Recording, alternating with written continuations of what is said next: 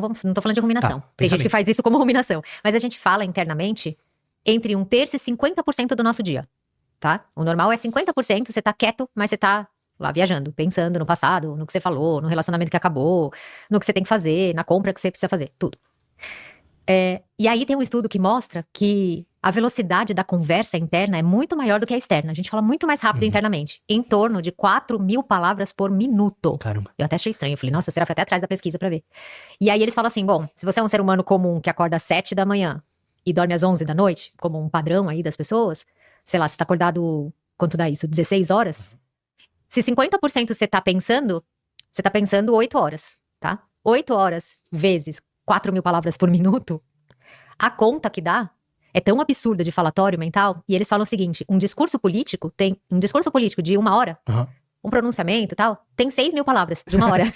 De 1 hora tem 6.000 palavras. Então, quando a gente tá acordado 16 horas, e das 8 a gente tá pensando internamente com 4.000 palavras por minuto, isso é mais ou menos 320 discursos políticos internos na cabeça. Tem noção?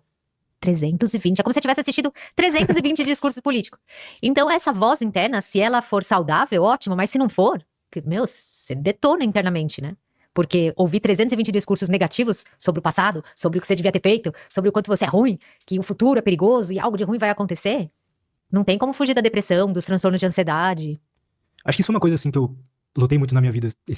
Antes de eu entender que esses pensamentos nem sempre são reais e tudo mais, eram constantemente pensamentos negativos o dia inteiro. Sobre o passado e sobre o futuro, principalmente, sabe? Acho que muita gente se vê nessa situação, sabe? Só que então, o problema...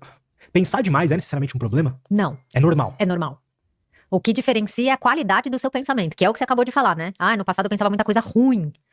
Pensar ruim. Não é que a gente tem que ter só pensamentos positivos, tá? Essa não sou eu.